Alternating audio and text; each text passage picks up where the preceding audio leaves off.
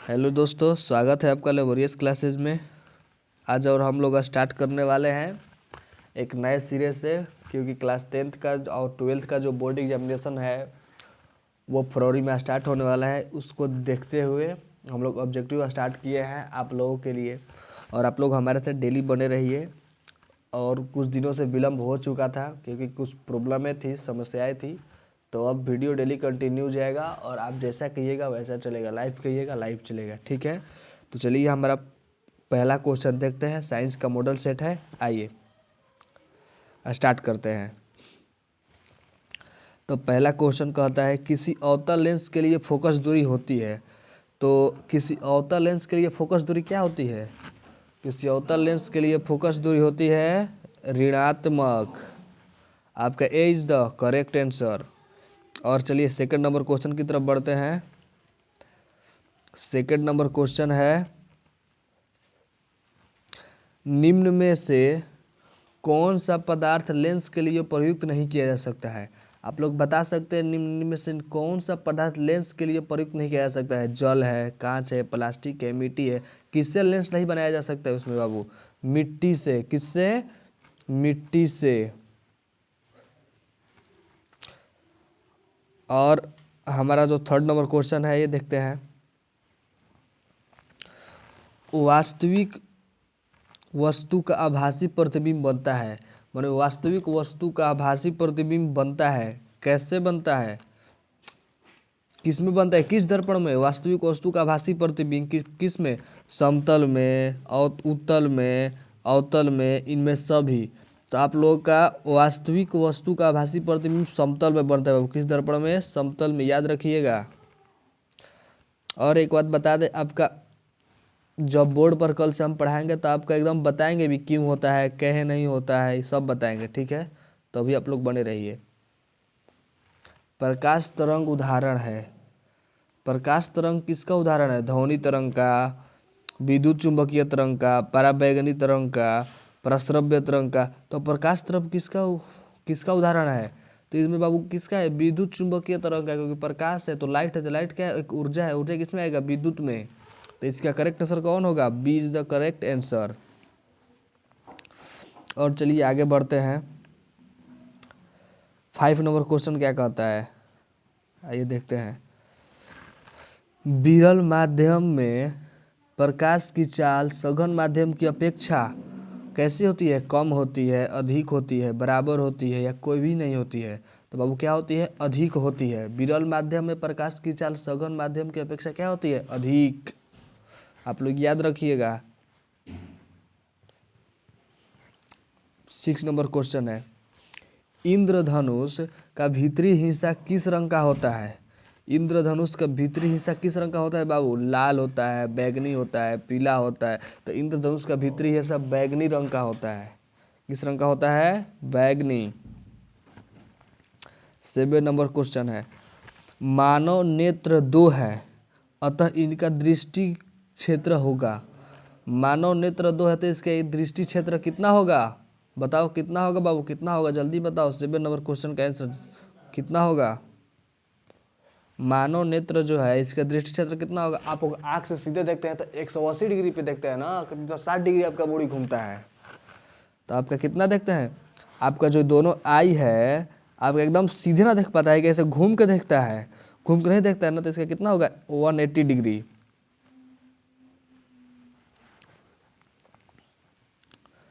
जो नेत्र, क्वेश्चन देखिए आप लोग, बढ़िया से क्वेश्चन देखिए। जो नेत्र निकट वस्तु को साफ नहीं देख सकता है, माने जिसको नजदीक का नहीं दिखाई दे, तो उसको क्या कहते हैं? दूरदृष्टि दोष, निकट दृष्टि दोष, ज्यादा दृष्टि दोष, वर्धनता। तो दूरदृष्टि दोष का आप लोग जानते हैं, जिसका नजदीक का ना दिखाई दे और जिसका दूर का ना दिखाई दे उसे निकट दृष्टि दोष होता है। तब इसका कौन होगा? ए इज द करेक्ट आंसर, दूरदृष्टि दोष। अच्छा, प्रतिरोध का ऐसा ही मात्रक क्या होता है? अब बताइए आप लोग, प्रतिरोध का ऐसे ही मात्रक नहीं बता सकते हैं? रेजिस्टेंस का इसका ऐसे ही मात्रक नहीं बता सकते हैं आप लोग? इसे हमेशा क्या लिखते हैं? ओम लिखते हैं ना। इसमें ओम क्या दिया है? सी। इसका ओम आंसर होगा बाबू। क्या आंसर होगा? ओम। अब देखो 10 नंबर देखो। विभवांतर किसमें गति प्रदान करने का काम करता है बाबू? विभवांतर किसमें गति प्रदान करने का काम करता है? प्रोटॉन में, इलेक्ट्रॉन में, न्यूट्रॉन में, धारा में, किस में विभवांतर किस में होता है? तो बाबू इलेक्ट्रॉन में होता है। विभवांतर किस में होता है? इलेक्ट्रॉन में। और आओ अब देखो, बोल्ट कहलाता है। बोल्ट क्या कहलाता है? देखो तो बोल्ट, एक बोल्ट कहलाता है 1 जूल सेकेंड, 1 जूल प्रति कुलाम्ब, 1 जूल प्रति एम्पियर। इनमें से कोई नहीं। कौन होगा बाबू? एक बोल्ट कहलाता है। एक बोल्ट क्या कहलाता है? एक बोल्ट बराबर कितना होता है? एक वोल्ट बराबर कितना होता है? 1 जूल प्रति कुलाम। कितना होता है? 1 जूल प्रति कुलाम। अब 11 नंबर होगा। 12 नंबर क्वेश्चन की तरफ बढ़ते हैं। चुंबक के भीतर चुंबकीय क्षेत्र रेखाओं की दिशा होती है। चुंबक के भीतर चुंबकीय क्षेत्र रेखाओं की दिशा होती है। कैसे होती? उत्तर से दक्षिण की ओर, दक्षिण से उत्तर की ओर। माने चुंबक के भीतर रेखाओं की दिशा कैसे होती है? दक्षिण से उत्तर की ओर ना। तो यहाँ पर कौन आंसर होगा 12 का? B is the correct answer. अब देखो, विद्युत फ्यूज काम करता है। अब विद्युत का जो फ्यूज है वो कैसे काम करता है? जिससे फ्यूज निकालने पर लाइट और चला जाता है ना। तो कैसे काम करता है? धारा के ऊष्मीय प्रभाव पर, धारा के चुंबकीय प्रभाव पर, धारा के रासायनिक प्रभाव पर, किसी पर भी। माने किस पर करता है? जो विद्युत फ्यूज है कैसे काम करता है? देखो, धारा का जो ऊष्मीय प्रभाव होगा। अच्छा, पहले चुंबक का देखो, जो चुंबक उसमें लगा रहता है फ्यूज में नहीं। धारा में रासायनिक, उसमें कोई केमिकल होता है? नहीं। उसमें क्या होता है? ऊष्मा होता है। एकदम क्या होता है? हाई वोल्टेज करंट होता है और ऊष्मा उसमें होता है। तो किस पर डिपेंड करता है? किस पर वर्क करता है? धारा का ऊष्मीय प्रभाव पर। अब देखो, पृथ्वी पर ऊर्जा का विशाल स्रोत है। अब इस क्वेश्चन में बहुत लोगों का डाउट होगा कि पृथ्वी पर ऊर्जा का सबसे विशाल संसाधन क्या है? स्रोत क्या है? लकड़ी। कहोगे लकड़ी तो खत्म हो जाएगा, लकड़ी खत्म हो जाएगा, कोयला भी खत्म हो जाएगा। सूर्य, सूर्य चंद्रमा तो ऊर्जा नहीं देता है उतना, लेकिन सूर्य क्या है? सबसे विशाल स्रोत है पृथ्वी पर ऊर्जा का। सूर्य से सबसे अधिक हमको ऊर्जा मिलती है ना। हम सूर्य से हर कोई ऊर्जा लेता है, इसीलिए सूर्य।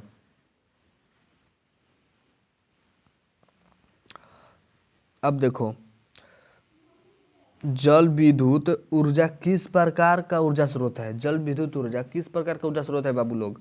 अनिम्नीकरण, निम्नीकरण, दोनों, इनमें से कोई नहीं। तो आपको अनिम्नीकरण, निम्नीकरण आपको हम अभी नहीं बता सकते हैं, क्योंकि यहाँ पर जो हमारा स्क्रीन है बहुत छोटा है और हम बता नहीं सकते हैं बाबू। आपको बताएंगे हम जब बोर्ड पर जाएंगे तो आपका सारा क्वेश्चन बताएंगे हम, और उस पर एक्सप्लेन करते जाएंगे कौन कौन क्या है क्या नहीं है। कल से हम लोग बोर्ड पर आएंगे, ठीक है। तो इसमें कौन होगा? निम्नीकरण, जल विद्युत ऊर्जा निम्नीकरण। उसमें हमेशा होता है ना, कहते हैं ना निम्नीकरण होता है वो। अनवीकरण, नवीकरण होता है ना, उसमें नमी होता है। क्या होता है? जल में हमेशा नमी होता है। जल आएगा तो नमी, तो नम्नीकरण, सीधा ध्यान रखना है। बायोगैस का मुख्य अवयव है, वो तो कोई भी बता देगा। बायोगैस का मुख्य अवयव CO2 तो निकलता होगा, H2 है नहीं, H2S होगा नहीं। इसका क्या होता है? मीथेन, यानी CH4।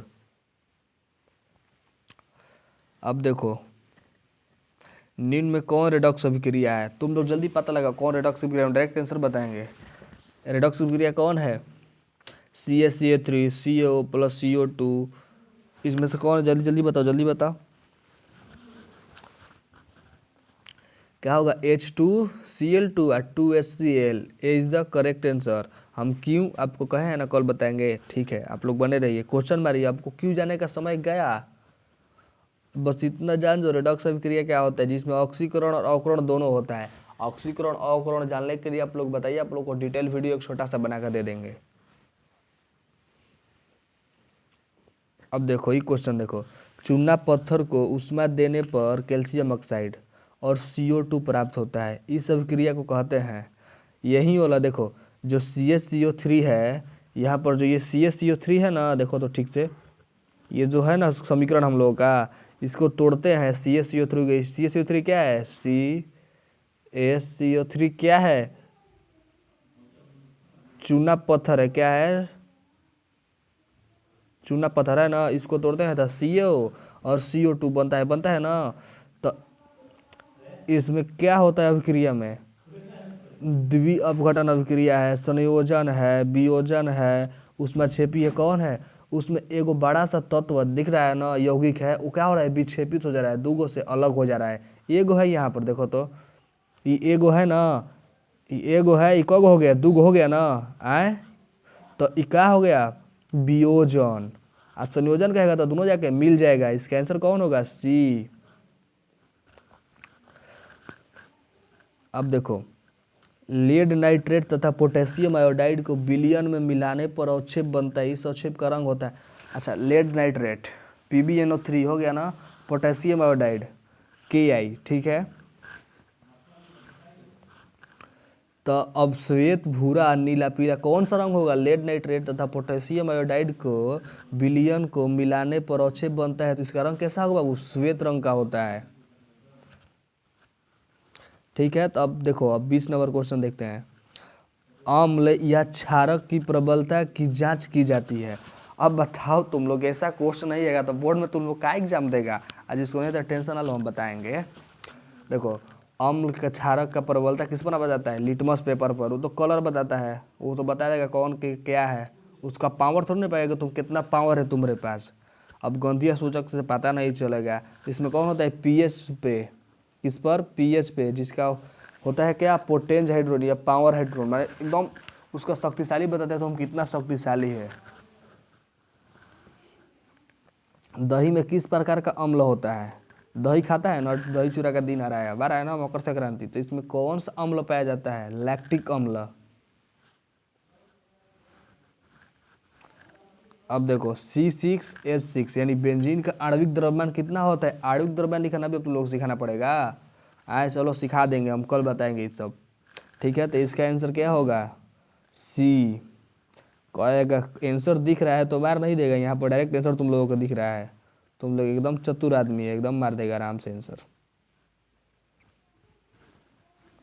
सोडियम कार्बोनेट का अणु सूत्र क्या होता है? सोडियम कार्बोनेट पूछे है, सोडियम बाई कार्बोनेट नहीं पूछे। एगो बात ध्यान रखना, हाई क्या है? हाई तो NaCl नमक है। हाई तो Na2CO2 होगा नहीं, सोडियम ऑक्साइड नहीं होगा। हाई सोडियम बाई कार्बोनेट है। हाई क्या है? सोडियम कार्बोनेट का A। निम्नांकित में से कौन उपधातु है? अब बताओ इनमें से कौन उपधातु है? लोहा तो धातु है, कॉपर भी धातु है, निकल भी धातु है, तो Sb क्या लिख रहा है? नया लौक रहा है, नया धातु है तो क्या है? उपधातु है। कौनो चीज नया लौके तो समझो उपधातु है। कोनो चीज का मतलब ये नहीं हुआ कि हर जगह कुछ चीज नया लिखे तो उपधातु है। कोई नया आदमी बैठा तो उसको मत करना कि उपधातु है। नहीं, जब तत्व में, जब तुमको अनजान तत्व मिले तो सोचना कि ये उपधातु होगा, शायद ये कुछ होगा। अगर कुछ नहीं मिलता है ऑप्शन में तो उसको सफा मार देना, जो दिमाग में आ रहा है तुम्हारा, क्योंकि आपको तुक्का भी लगाना चाहिए। अब देखो 25 नंबर क्वेश्चन देखो, एक महत्वपूर्ण सूचना आप लोगों को दे देते हैं। जो हमारा बैच है अब 10th का या 9th का स्टार्ट होगा, ठीक है। तो हम उसको ऑनलाइन भी सोच रहे हैं लाने के लिए, तो आप लोग बने रहिएगा, ठीक है। तो चलिए अब क्वेश्चन की तरफ। आप लोग इस वीडियो के माध्यम से डेली आप लोगों को ऑब्जेक्टिव मिलता रहेगा, और 12th वाले के लिए ऑब्जेक्टिव जाएगा, ठीक है। टेंशन ना लीजिए, हम लगे हुए हैं आप लोगों के लिए। चलिए और आगे बढ़ते हैं, क्वेश्चन कीजिए अब। जब सोडियम हाइड्रोक्साइड जिंक से अभिक्रिया करता है तो कौन सा उत्पाद बनता है? अब बताओ, सोडियम हाइड्रोक्साइड आ गया ना, सोडियम हाइड्रोक्साइड जिंक से अभिक्रिया करता है तो क्या बनता है? बताओ क्या बनता है। यहाँ पर है Na2ZnO plus H2, NaZnO2 plus H2, NaOZn plus H2, Na2ZnO2 plus H2। कौन होगा इसमें? कौन तुमको सही दिख रहा है बताओ। हे पे तो मन भाएगा नहीं, हेहू पे नहीं भाएगा, तो इसका सही आंसर क्या होगा बाबू? डी। अब देखो, फेरस सल्फेट क्रिस्टल का रंग होता है। फेरस सल्फेट का क्रिस्टल का रंग कैसा होता है? हरा। निम्नलिखित में से किसे चाकू से काटा जा सकता है? इसमें से किसको चाकू से काट दोगे? कैल्शियम को काट पाओगे? नहीं, कॉपर के काट पाओगे, तांबा को नहीं। लोहा के काट दोगे चाकू से, लेकिन लिथियम को काट सकते हो। कार्बनिक यौगिक में तत्वों के बीच कैसा बंधन होता है? अभी तो तुम सब बताएगा। आयनों के बीच में आयनिक बंधन होगा, धात्विक बंधन तो होगा नहीं, तो इसमें कौन सा बंधन होता है? तत्व कार्बनिक यौगिकों के बीच है, सहसंयोजक बंधन। अब देखो, निम्न में कौन सहसंयोजी यौगिक है? 29 नंबर क्वेश्चन याद रखो, निम्न में कौन सहसंयोजी यौगिक है? तो इसमें CH4, NaCl, CaCl, N2O, Na2O, कौन होगा इसमें? CH4 होगा। CH4 is the right answer. किसका? निम्न में से कौन सहसंयोजी यौगिक है? सहसंयोजी यौगिक में मीथेन होता है। अब देखो, एथीन का सूत्र होगा, एथीन का सूत्र क्या होता है? C2H4। अक्रिय तत्व कौन है? अक्रिय तत्व हीलियम। अक्रिय गैस पूछ रहा है, हीलियम, नियॉन, ऑर्गन, क्रिप्टन, सब याद है ना, यही है। अच्छा, अब देखो 32 नंबर क्वेश्चन देखो, न्यूलैंड के अष्टक नियम की मुख्य कमी क्या थी? जो न्यूलैंड थे हमारे साइंटिस्ट, उसका जो 8वें नियम दिए थे सारे गामा पा वाला, उसका मुख्य कमी क्या था? इसमें केवल 86 तत्व थे? नहीं, ये तो नहीं हो सकता है। यह केवल हल्के तत्वों के लिए ही ठीक से लागू हो पाया। इसमें अष्टक त्रिक भी विभाजित था, या उपर्युक्त में सभी? हम पहले ही किए, यह केवल हल्के तत्वों के लिए ही ठीक लागू हो पाया। तो ये क्या था? यही कमी थी, माने केवल हल्के तत्वों के लिए लागू हो पाया ही। अच्छा, अब देखो, सिराए अशुद्ध रक्त पहुंचाती है। अब देखो बायोलॉजी का क्वेश्चन है, थोड़ा बहुत देख लो। ए नंबर, सिराए अशुद्ध रक्त पहुंचाती है। बायोलॉजी में जो हमारी धमनी या एगो होता है सिरा, जो धमनी होता है वो शुद्ध रक्त पहुंचाती है, और सिराए अशुद्ध रक्त। जो नस देखना, नस में जो हरियर हरियर दिखता है वो क्या है? सिरा है। जो लाल लाल दिखता है धमनी है। धमनी के खून बंद नहीं होता है और सिरा का खून बंद हो जाता है। तब देखो, सिराए क्या कैसे रक्त पहुंचाती है? अशुद्ध रक्त पहुंचाती है। तो कहाँ से पहुंचाती है? शरीर के अंगों से हृदय की ओर, ठीक है। हृदय से शरीर की ओर धमनी जाती है, याद रखना। मनुष्य में वृक्क एक तंत्र भाग है जो संबंधित है। अब देखो, मनुष्य में जो किडनी है एक तंत्र भाग है जो संबंधित है पोषण से, श्वसन से, उत्सर्जन से, परिवहन से।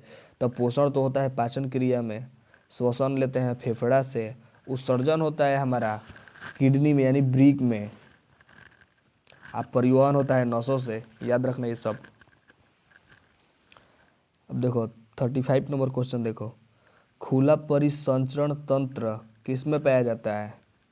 खुला परिसंचरण तंत्र मनुष्य में, कॉकरोच में, घोड़ा में, ऊंट में। तो किसमें होगा? कॉकरोच में। किसमें होगा? कॉकरोच में। अब निम्नलिखित में कौन एक उभयलिंगी जंतु है? उभयलिंगी जंतु कौन है बताओ? उभयलिंगी केचुआ हो सकता है क्योंकि दोनों ओर इसका मुंह होता है। मछली नहीं हो सकती, अलग अलग होता है नर्मदा। शेर भी अलग होता है, बकरी भी अलग होता है, लेकिन केचुआ में दोनों होता है। तो इसके कौन होगा? ए इज द करेक्ट आंसर, उभयलिंगी में। मानव में डायलिसिस की थैली होती है। डायलिसिस की थैली, डायलिसिस मतलब लंकावा को भी मारता है किसी को तो उसको डायलिसिस का शिकार बुलाता है। तो डायलिसिस की थैली कहाँ होता है? माइटोकॉन्ड्रिया के तो विद्युत गृह कहते हैं। न्यूरॉन हमारा जो माननिक जो तंत्रिका है वो सबसे बड़ी तंत्रिका है जो सूचनाएं का काम करती है। उसमें कौन नया दिख रहा है तुमको? नेफ्रॉन। नेफ्रॉन क्या है? डायलिसिस की थैली, जिसे लंकवा की थैली भी कहा जाता है, जिसमें लंकवा मरता है आदमी अकड़ जाता है सीधे। अच्छा, किसी भी मादा के मूत्र में कौन सा हार्मोन उसके गर्भवती होने का प्रमाण है? बताओ। अब ये भी एकदम इम्पोर्टेंट क्वेश्चन है, इसको टिक मारो एकदम। तुम लोग टिक मारो इसको पहले तो, इसको टिक मारो।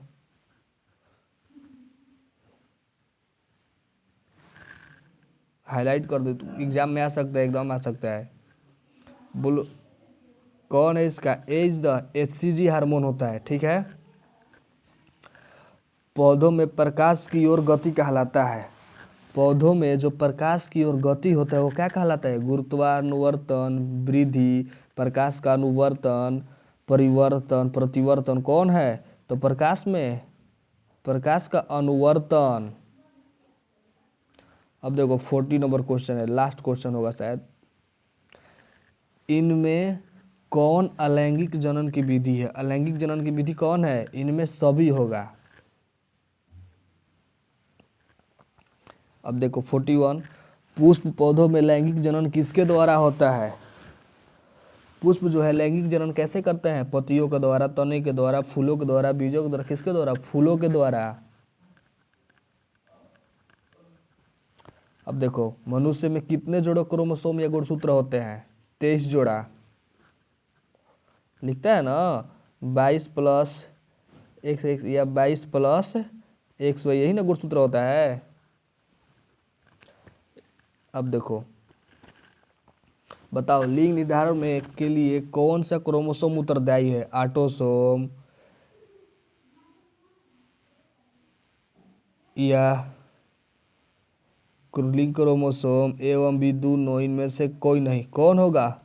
बताओ बताओ जल्दी बताओ, जल्दी बताओ, बताओ जल्दी बताओ। देखो क्वेश्चन तुम्हारे सामने है, जल्दी बताओ। देखो लिंग निर्धारण के लिए कौन सा क्रोमोसोम उत्तरदायी है? ऑटोसोम या लिंग क्रोमोसोम या ए एवं बी दोनों, इनमें से कोई नहीं। कौन? तो इसका कौन आंसर होगा? B is the correct answer. नहीं नहीं, बी नहीं होगा, दोनों होता है। ठीक है, इसमें कौन होता है? ए और बी दोनों होता है, दोनों हार्मोन उत्तरदायी होता है। अब देखो 44 नंबर, निम्न में कौन मैदानी पारिस्थितिक तंत्र, यह पारिस्थितिक तंत्र का क्वेश्चन है जो बायोलॉजी में आपका लास्ट चैप्टर है 10th क्लास का, उसका है। ठीक है, तो घास पहले खाता है। हिरण को क्या खाता है? बाघ का किसको खाता है? हिरण को। हिरण किसको खाता है? घास को। ठीक है, तो यहाँ पर देखो उल्टा दिखा दिया, डायरेक्ट तो नहीं होगा। घास खाता है कौन? ग्रास ऊपर मैंने के क्या, फतिंगा। अब फतिंगा को कौन खाता है? मेढक। मेढक को कौन खाता है? सांप। सांप को कौन खाता है? गीध। तो असली हमारे इसमें कौन है? देखो तो घास को जलीय कीट कभी खा सकता है? नहीं। घास को हिरण खाता है या हिरण बाघ को, तो ये भी हो सकता है। लेकिन यहाँ पर देखो विस्तार से कौन दिया गया है? बिस्तर यहाँ पर दिया गया है विस्तार से, देखो दिया गया है ना, तो हमारा सही आंसर कौन होगा? बी। अब देखो 45 नंबर, देखो सौर ऊर्जा किस रूप में हरे पौधों को संचित रहती है? पौधों में सौर ऊर्जा किस रूप में हरे पौधों में संचित रहती है? रासायनिक ऊर्जा, ऊष्मा ऊर्जा में, मोटा बीज में, किसमें? रासायनिक ऊर्जा में। अब देखो ओजोन के एक अणु में कितने परमाणु होते हैं? ओजोन के एक अणु में कितने परमाणु होते हैं? ओजोन में कितने होते हैं? ओजोन का सूत्र क्या होता है? O3। तो इसमें कितने परमाणु है? 3। पर्यावरण बचाने के लिए 3 प्रकार के आर का उपयोग किया जाता है। इसका मतलब रिड्यूस कम उपयोग, रिसाइकल पुनर्चक्रण, रीयूज पुनः योग मिलाएंगे तभी तो पर्यावरण बचेगा। इसमें से सभी। केरल में सुरंगम क्या है? केरल में सुरंगम क्या है? जल्दी बताओ। प्राचीन जल संग्रहण की संरचना। सुरंगम मतलब लिख रहे कुछ संग्रहण करना है या संरचना एकदम। हमारा बाबू ये क्या है? लास्ट क्वेश्चन है। ठीक है 48 नंबर। और आपको आई होप आप लोगों को अच्छा लगा होगा, और आपको ऐसे ही वीडियो जाता रहेगा। इसके लिए चैनल को क्या करें? लाइक करें और सब्सक्राइब करें। ठीक है, और लेबोरियस क्लासेस के साथ जुड़े रहिए। चलिए धन्यवाद।